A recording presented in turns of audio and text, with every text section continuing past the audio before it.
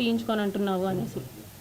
లేదండి నేను తీయించుకోను, మీరే కదా చేశారు, సో నేను తీయించుకోను, సమాధానం చెప్పండి అంటే, సరే మీ హస్బెండ్కి డివోర్స్ ఇచ్చేసి నేను నిన్ను పెళ్లి చేసుకుంటాను, ప్రస్తుతానికైతే తీయించుకో అని చెప్పేసి నార్మల్గా అష్యూరెన్స్ ఇచ్చినట్టు చెప్పారు.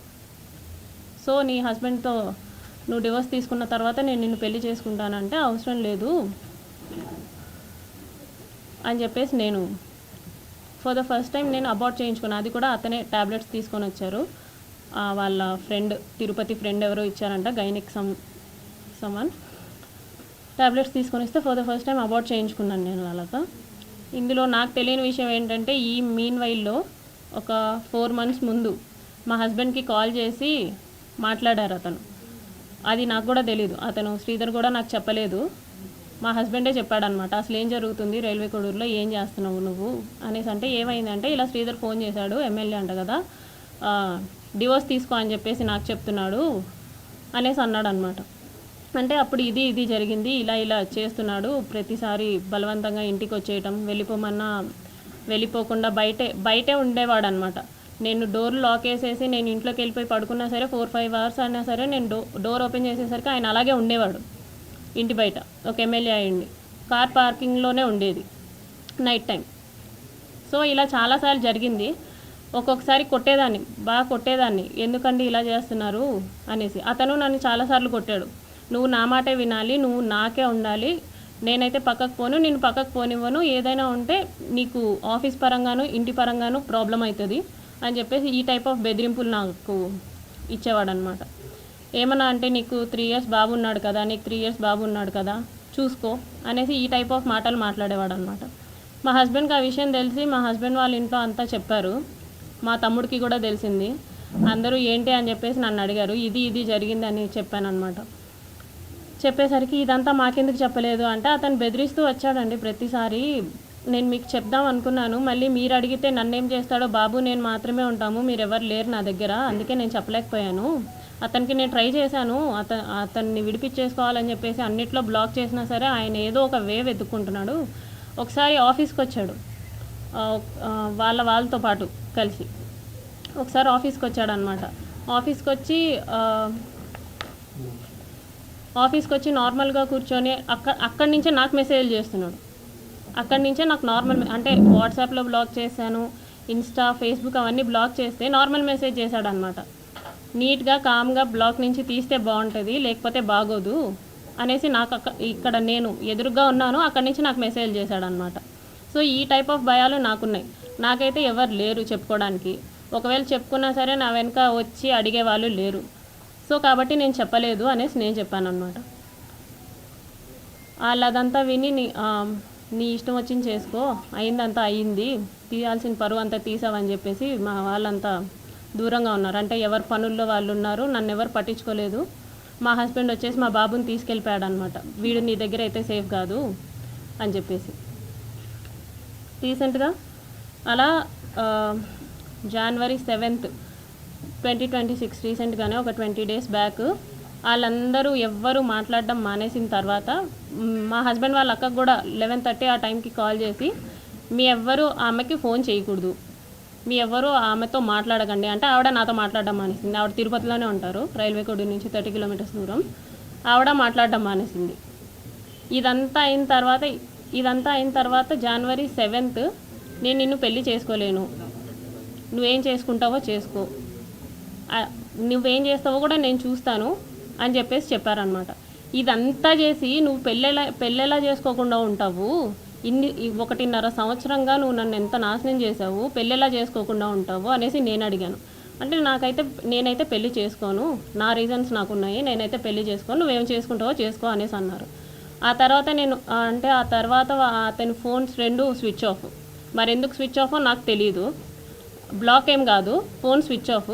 అతను కాంటాక్ట్ అయ్యే వే కూడా నాకేం లేదు, ఇన్స్టాగ్రామ్ లేదు, ఫేస్బుక్ లేదు, ఏమీ లేదు. అవన్నీ బ్లాక్ చేశారో మరి తీసేశారో నాకు తెలీదు. సో నేను డైరెక్ట్గా వెళ్ళా వాళ్ళ ఊరికి, మా ఊరు నుంచి 12 kilometers దూరం ముక్కవారిపల్లికి. సార్తో మాట్లాడడానికి వెళ్ళాను అనమాట. అంటే ఇతన్ని ఎమ్మెల్యేగా నిలబెట్టిన అతను ముక్క రూపానంద రెడ్డి అనేసి ఉన్నారు, ఆయన్ని కలవడానికి వెళ్ళాను. ఇతన్ని కలిసి ఏంటి అనేసి అడగడానికి వెళ్ళాను. వాళ్ళెవ్వరూ నాతో మాట్లాడడానికి రెడీగా లేరు. ఈవెన్ వాళ్ళందరికీ ఎప్పటి నుంచో ఈ విషయం తెలుసు. నేనే 1.5 year నుంచి కన్వే చేస్తున్నా ఏంటని. వాళ్ళ పేరెంట్స్కి కానీ, ముఖ రూపానంద రెడ్డికి కానీ, వాళ్ళ వైఫ్ కానీ అందరికీ నేను చెప్పుకుంటూ వస్తున్నాను. పోలీస్ కంప్లైంట్ ఫస్టే ఇవ్వచ్చు, కాకపోతే ఇప్పటికీ నా కంప్లైంట్ తీసుకోలేదు ఎస్పీ ఆఫీస్లో తిరుపతిలో. ఇంత జరిగిన తర్వాత కూడా నేను ఎస్పీ ఆఫీస్కి వెళ్తే అక్కడ ముందే ఇన్ఫర్మేషన్ ఉందంట, ఈ అమ్మాయి కంప్లైంట్ తీసుకోకండి అనేసి. ఇక్కడ కోడూరులో పోలీస్ స్టేషన్కి వెళ్తే వాళ్ళమ్మ నా మీదే ఎఫ్ఐఆర్ ఫైల్ చేసిందంట, నేనేదో బ్లాక్మెయిల్ చేస్తున్నాను అతన్ని అనేసి. ప్రూఫ్స్ లేవు, వాళ్ళ సేఫ్ సైడ్ వాళ్ళు చూసుకుంటున్నారు. నన్ను మీట్ అవ్వడానికి ఎవ్వరూ రెడీగా లేరు. ఎన్నోసార్లు వెళ్ళా, మా మావయ్య కూడా వచ్చారు, మా మావయ్య భాస్కర్ ఆయన కూడా వచ్చారు, ఆయనతో పాటు వెళ్ళానమాట. వాళ్ళు పెద్ద వాళ్ళు వచ్చినా కూడా, మా తరపున వాళ్ళు ఎవరు వచ్చినా కూడా వాళ్ళు మాట్లాడడానికి రెడీగా కూడా లేరు. వాళ్ళ అమ్మ నాన్న కానీ, ఫోన్ కాల్స్ కానీ, ఏదైనా కానీ మాట్లాడడానికి రెడీగా లేరు. నేను చాలా ప్రయత్నించిన తర్వాతే ఇప్పుడు మీ అందరి ముందుకు వచ్చా. మొన్న సంక్రాంతికి చంద్రబాబు నాయుడు గారు నారావారిపల్లికి వచ్చారనమాట. ఎస్పీ ఆఫీస్లో తీసుకోవట్లేదని చెప్పేసి నేను డైరెక్ట్గా చంద్రబాబు గారికి ఇచ్చాను కంప్లైంట్.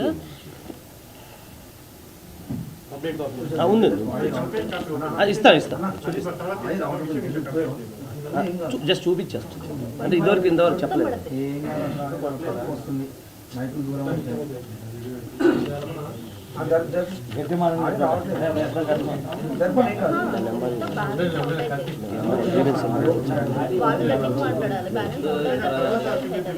అయిపోయింది జస్ట్ 2 minutes.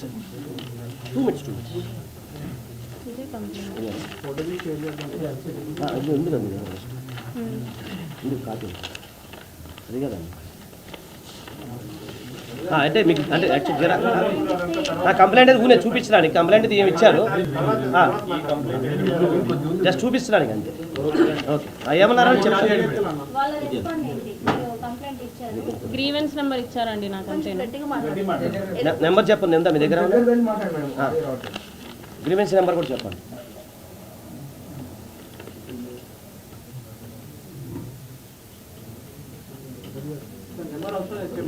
ఇది గ్రీవెన్స్ నెంబర్.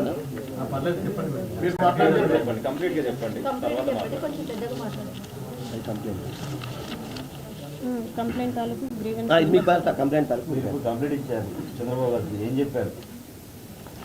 ఆయన అర్జీలు తీసుకుంటారండి. ఆయన అప్పుడు అర్జీలు తీసుకుంటారు ప్రజల దగ్గర నుంచి. నేను బ్రీఫ్గా ఎక్స్ప్లెయిన్ చేశాను. సో దట్ ఎమ్మెల్యే విషయం అయితే నన్ను పిలిపించైనా మాట్లాడతారు అన్న ఎక్స్పెక్టేషన్స్తో నేను వెళ్ళాను అనమాట. కాకపోతే ఆయన ఏంటంటే అంతమంది ప్రజల్లో జస్ట్ అందరి నుంచి తీసుకునేలాగా అర్జీలు తీసుకొని కలెక్టర్ ఆఫీస్కి చేరవేస్తే నాకు కలెక్టర్ ఆఫీస్ నుంచి గ్రీవెన్స్ నెంబర్ వచ్చింది.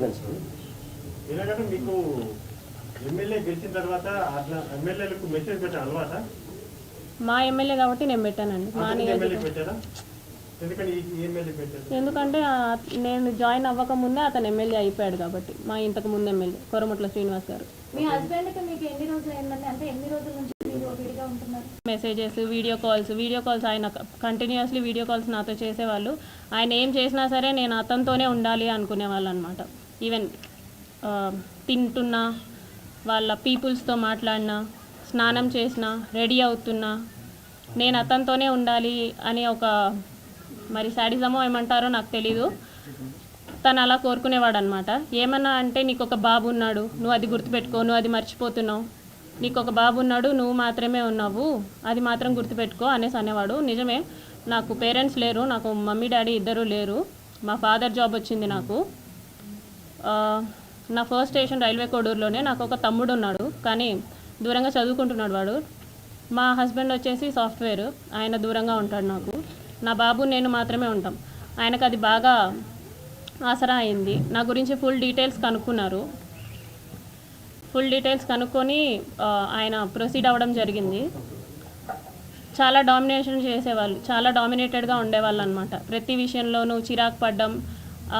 ఇలా ఎందుకండి ఈ టైప్ ఆఫ్ రిలేషన్షిప్, ఈ టైప్ ఆఫ్ ఫోర్స్డ్ రిలేషన్షిప్లో నేను ఎందుకు ఉండాలి అని చెప్పేసి నేను అడిగినప్పుడు, నాకు నువ్వు ఇలాగే కావాలి, నాకు నువ్వు ఇలాగే ఉండాలి అని చెప్పేసి బెదిరింపులు, గట్టిగా మాట్లాడాలు, పొగరు చూపించడాలు, ఏమన్నా అంటే ఆఫీస్లో ఒక ఎంక్వైరీ వేస్తాను అనేసి అంటారనమాట. నువ్వేదో తీసుకున్నావు, నువ్వేదో బ్రైబ్ చేసావు అని చెప్పేసి వేస్తాను ఎంక్వైరీస్ అనేసి నాకు ఆ రకంగాను, ప్లస్ నాకు ఫ్యామిలీ లేదు కాబట్టి ఈ రకంగానూ నన్ను భయపెట్టడం జరిగింది. So for the first time నేను ఆగస్ట్ ఎండింగ్లో నేను నా ప్రెగ్నెన్సీ పాజిటివ్ అయింది. ఈ విషయం నేను అతనికి చెప్పాను అనమాట. నాకు ఇలా